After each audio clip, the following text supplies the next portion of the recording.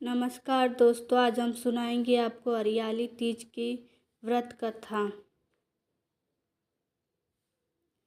हरियाली तीज की व्रत कथा प्रारंभ। माना जाता है कि इस कथा को भगवान शिव ने पार्वती जी को उनके पूर्व जन्म के बारे में याद दिलाने के लिए सुनाया था। कथा कुछ इस प्रकार से है।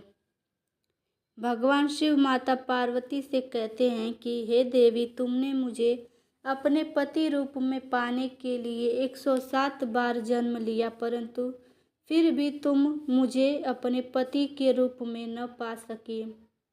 इसके बाद 108वीं बार तुमने पर्वतराज हिमालय के घर में जन्म लिया और मुझे पाने के लिए कठिन तपस्या की, और इस दौरान तुमने अन्न जल त्याग कर सूखे पत्ते चबाकर दिन व्यतीत किया था।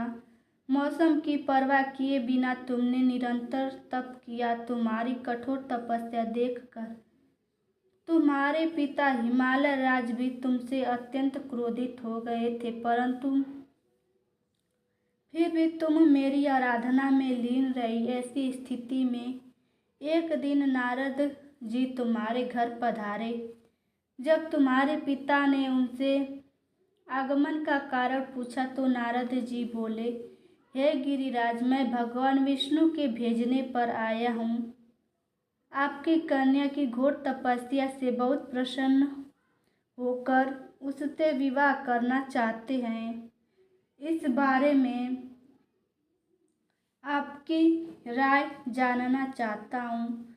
नारद जी की बात सुनकर पर्वतराज अति प्रसन्नता के साथ बोले, हे नारद जी, यदि स्वयं भगवान विष्णु मेरी कन्या से विवाह करना चाहते हैं तो इससे बड़ी कोई बात नहीं हो सकती।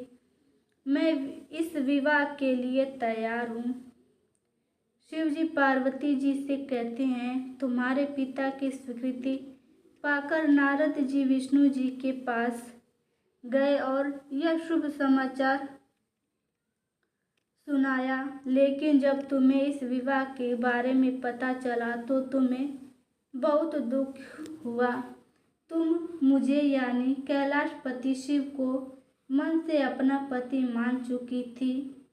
तुम अपने व्याकुल मन से किसी वन में चली गई और वहां रहकर मेरी आराधना की। इसके बाद तुम्हारे पिता तुम्हें घर में न पाकर बड़ी चिंतित और दुखी हुए। वह सोचने लगी कि यदि विष्णु जी बारात लेकर आ गए और तुम घर पर न मिली तो क्या होगा। उन्होंने तुम्हारी खोज में धरती पाताल एक करवा दिए, लेकिन तुम न मिली। तुम वन में एक गुफा के भीतर मेरी आराधना में लीन थी। भाद्रपद की तृतीया शुक्ल को तुमने रेत से एक शिवलिंग का निर्माण कर मेरी आराधना की, जिससे प्रसन्न होकर मैंने तुम्हारी मनोकामना पूर्ण की। इसके बाद तुमने अपने पिता से कहा कि पिताजी, मैंने अपने जीवन का लंबा समय भगवान शिव की तपस्या में बिताया है और भगवान शिव ने मेरी तपस्या से प्रसन्न होकर मुझे स्वीकार भी कर लिया है। अब मैं आपके साथ एक ही शर्त पर चलूंगी कि आप मेरा विवाह भगवान शिव के साथ ही करेंगे। पर्वतराज ने तुम्हारी इच्छा स्वीकार कर ली और तुम्हें घर वापस ले गए। कुछ समय बाद उन्होंने पूरे विधि विधान के साथ हमारा विवाह कराया।